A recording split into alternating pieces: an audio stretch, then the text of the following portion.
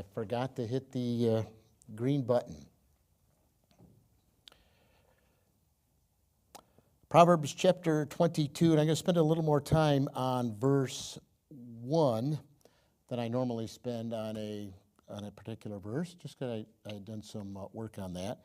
So Proverbs 22:1 says, "A good name is to be more desired than great wealth. Favor is better than silver and gold." So this is a verse about names. And do I have? Oh, look at that. I did a little work on the meaning of names. And I'm trying to think who's normally here on Wednesday. So you might, maybe you already know this. Sometimes it's a little difficult. We don't know exactly the country of origin of a name, so that might come into play as far as what you have heard your name means, and maybe you've read something else. But just for the fun of it, here are some of the ones I came up with. I'll share all of them, though not everybody with this name is necessarily here tonight. We'll start with the ladies. So I have Rebecca, which means captivating or a snare. Isn't that interesting? We have Deborah, which means bee, B-double-E. We have Lisa, which means oath from God or devoted to God. Now I have Diana here, don't see her. Diana means heavenly or divine. Caroline means free woman. Did you know that? That's the research that I found. And Kim means woodland clearing of the royal fortress. Ooh, that sounds quite impressive. Woodland clearing of the royal forest. Priscilla sometimes here. Her name means ancient or venerable. I looked up Emma. We have an Emma here. Emma means universal. And I don't have a Kiersey, but I have Kirsten. I don't know if those names are from the same family or not. Kirsten, of course, would be Christian. Do you know what your name means, buddy? It's actually from Finland. I don't know how my dad got it. And it's a derivative of Christian. Oh, okay. Christianity. All right. Very nice. Okay. Kiersey's husband, Jerry's not here. His name means spear. Okay. And Joshua, we have here, the Lord saves. Some of you might have known that from Bible messages. What else we have? Kevin's not here. His name means handsome. Okay. Bruce means the willow lands. That's interesting. John, I think, is picking up Faye at the airport. His name means the Lord is gracious. I was not expecting to find Arul, but I actually found Arul, which means God's grace. James means supplanter. David means beloved. Simeon, he who hears. Ethan means firm, enduring, strong, and long-lived. And Leon means lion. So I think I got all of you, actually. Rachel, I'm sorry. Rachel, I didn't have to look that up. Rachel means lamb. So did I get everybody? I think I got everybody. And then a few who would normally be here. What's that? I didn't look my name up. I think my name means peace, I think. Somebody can look it up on your phone real quick and let me know. Yeah, I didn't even think to look mine up. So 22:1, a good name is to be more desired than great wealth. Favor is better than silver and gold. So I think you realize when we talk about your name, we're talking about your reputation. That's really what the verse is all about. So 3 things about your reputation. Number 1, your reputation is important. It is. And just to demonstrate that that's what we mean when we have the word name, look back in 2 Samuel 7.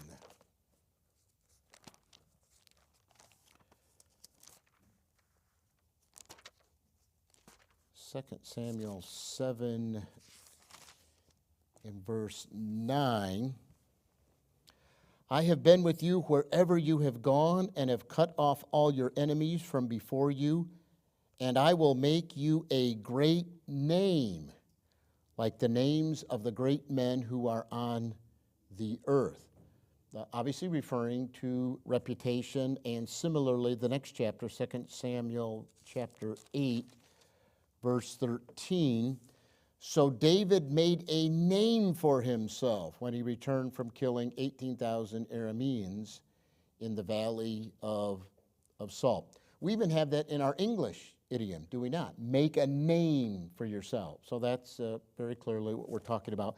Back now in Proverbs 22 and verse 1. When we talk about a good name, we mean a good reputation, which suggests you can have a bad reputation. But obviously we want to have a good reputation. Now there are two errors that people often fall prey to when we think and talk about reputation. The first one is that, well, reputation's not really important. You know, man looks on the outward, but God looks on the heart. Well, here's a proverb that teaches us, no, reputation is important. That verse, man looks on the outward, means, yeah, man looks on the outward. That's all man can see. Man can't look on the heart.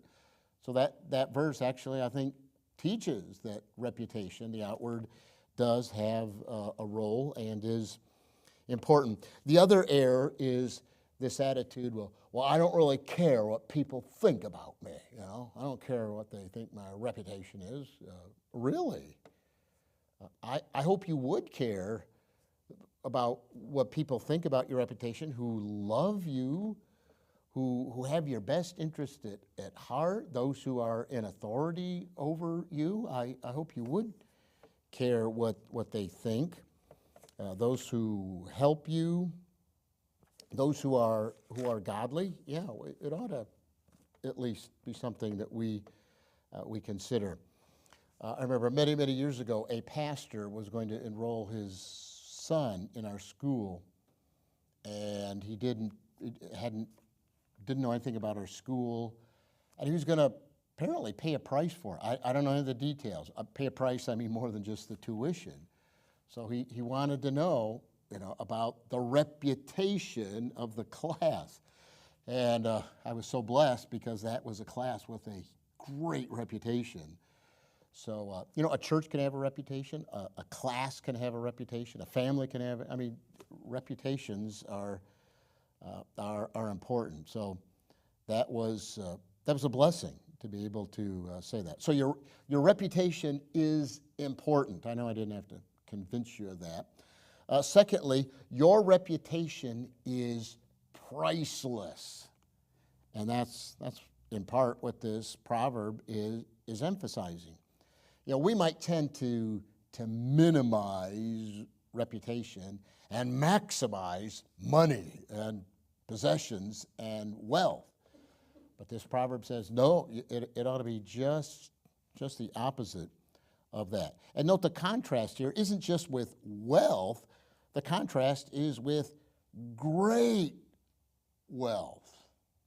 So if I were to have a message, which I guess I kind of do, as I'm going to spend most of the time on this verse, I might entitle the sermon, Your $1 Million Possession. You might think, I'm not a millionaire. Well, you are, according to this proverb. Your reputation is a $1 million possession. So what would you choose? Wealth or a great reputation? I hope you would choose the reputation. If you lose your good reputation, all the money in the world, you just can't buy it back, right? If you don't have it, you don't have it. And that's in part why it is so valuable. And speaking of millions, you can sue somebody for harming your reputation, right? That's called slander. You can sue someone for writing about you and hurting your reputation. That's called libel. So your reputation is priceless. So guard it, take care of it, value it. I remember, I think I was in college and my mom was cleaning out and said, I see your a bunch of cards. Do you want me to get rid of them? I said, no, not my base. I want my baseball cards, but I had a few football cards and a few basketball cards. I said, throw them out, Mom. And then I got back, I think it was Christmas break. And I said, oh, Mom, did you throw out those basketball cards? She said, well, yeah, you told me to. I said, I know, Mom, I know. I had 2 Lou Alcindor basketball cards. Now, that may not mean anything to you, but Lou Alcindor was Kareem Abdul-Jabbar, and those cards, when he first entered the NBA, I checked, were worth $1,800 a piece, and I had 2 of them. But my mom felt terrible, but I said, Mom, I told you to throw them out. I forgot all about the fact that something so valuable and thrown away. Well, 1,000 times more valuable than a Lou Alcindor basketball card is our reputation. You can't demand a good reputation. A good reputation is not a right, it's a gift. And so your reputation is important, your reputation is priceless, and your reputation is chosen. We all have an immediate impression in our minds when we are given like different names. Like, what do you think of when you think of Donald Trump or O.J. Simpson or Benedict Arnold or, do I have any others? John Wilkes Booth or Mother Teresa or Mr. Rogers or Mike Pence. Usually we hear a name and there's an immediate reputation that we think of when we think of those different persons. Now, what if I started naming your names? What do people think when they hear your name? Your reputation is important. It's priceless, and it's chosen. I'll tell you another school illustration. Years and years and years and years ago, I remember a smoke bomb was set off in the girls' bathroom. Now, for those of you who aren't familiar with our school, this sort of thing hardly ever happened, okay? So don't think this thing happened all the time like in a public school, but it happened. And I think it set off, as I recall, set off the fire alarm, and the fire department came, so this was huge, and nobody knew who did it. But eventually, people started saying, I'll bet so-and-so did it. Yeah. And before long, like everybody was convinced, yeah, he did it. And as it turned out, I'll just say his initials, LM, actually didn't do it.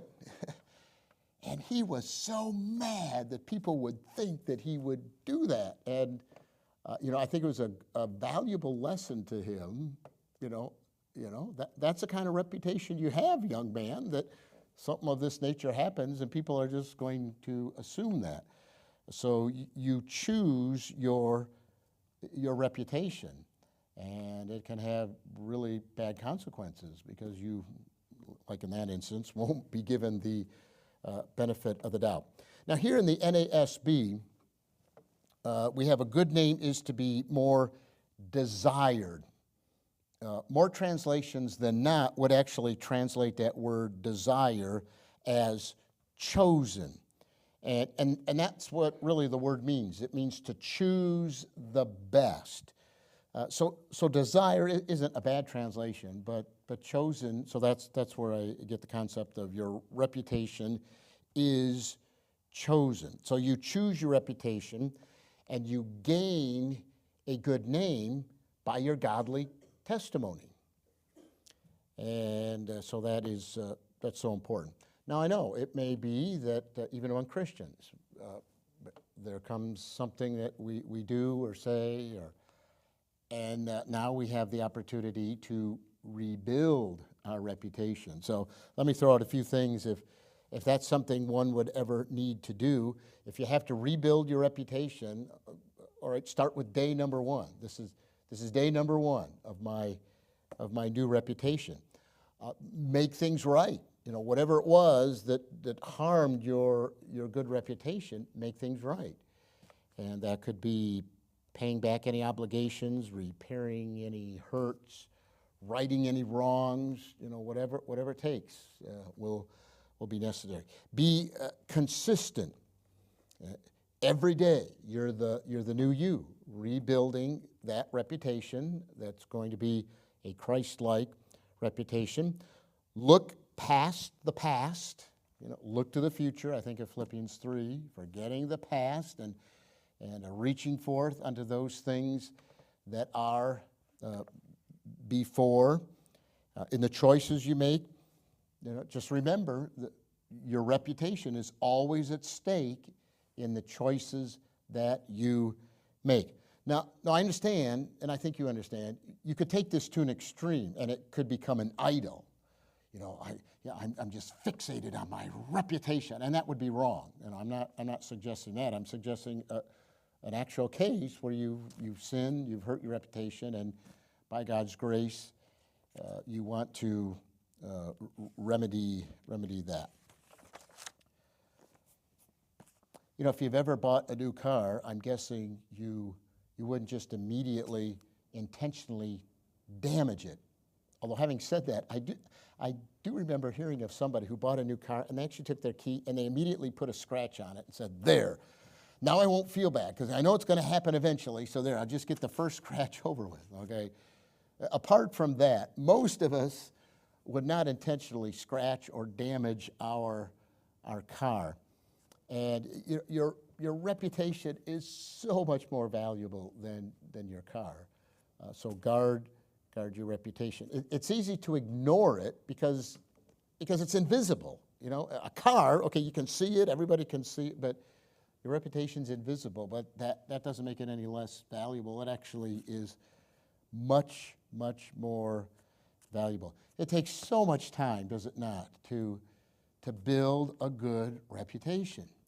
It's work and consistency, and it can be lost overnight. In fact, it can be lost in a moment, in one action, when we don't have self-control, or we get careless with our mouth, or we compromise, or we do something. And so let's be careful in that regard. And you know what? Let's be careful in guarding one another's reputation. I trust my reputation is safe with you, and your reputation is safe with me. We're like the blockers out in front on the football field in front of the man carrying the ball.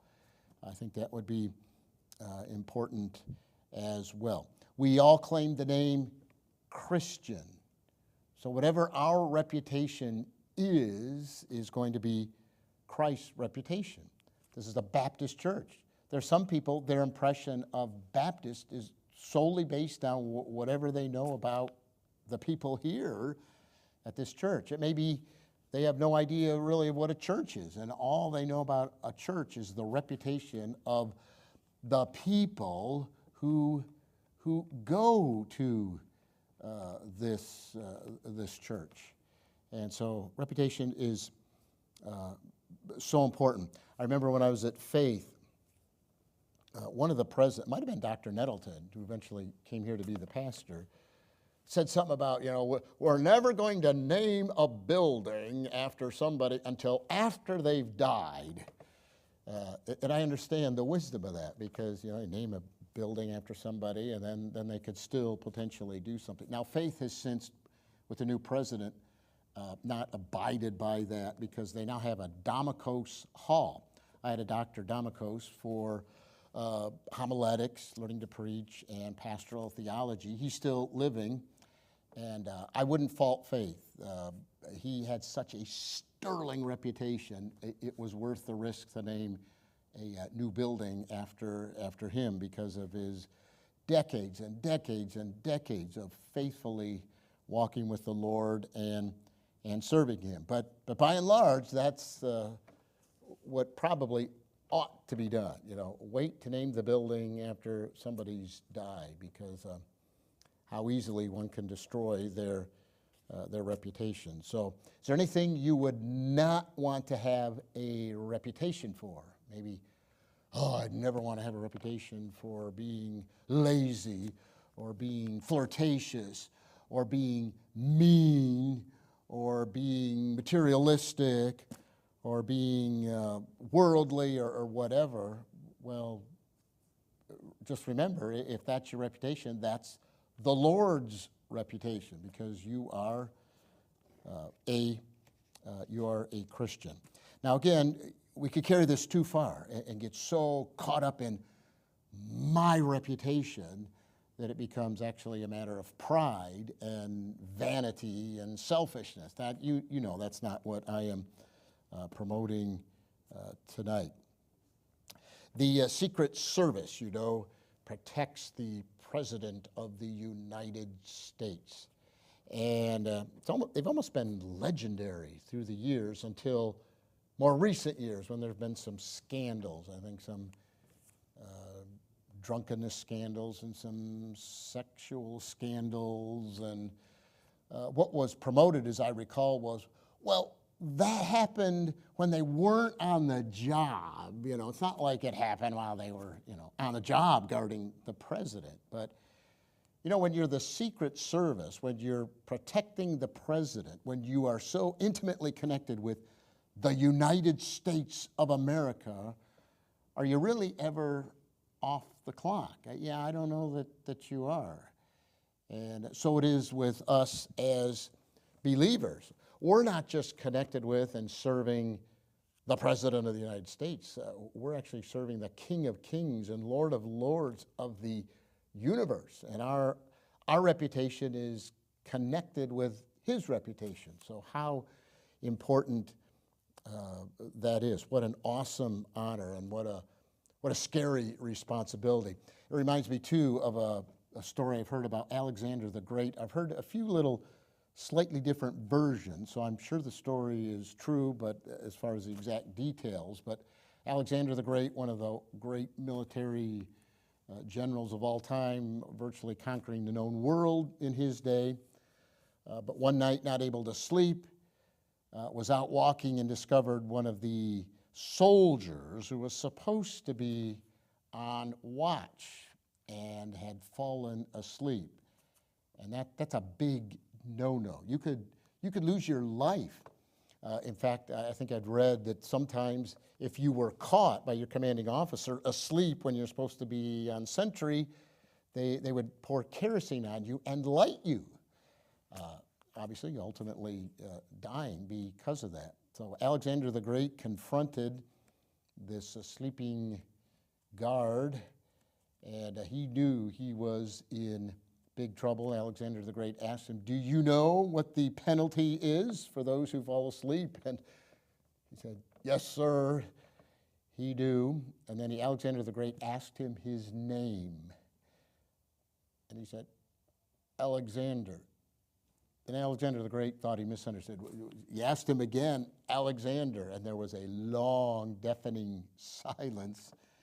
And Alexander the Great's reply to the soldier who had fallen asleep was, "Soldier, either change your conduct or change your name."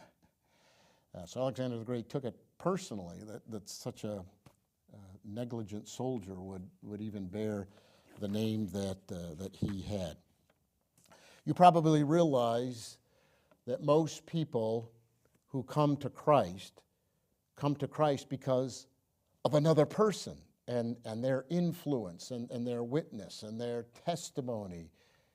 And the opposite is true as well, right? A lot of people who refuse to come to Christ, refuse to have anything to do with the Bible, refuse to come to church, it's because of what? Because of a Christian, so-called, that they know.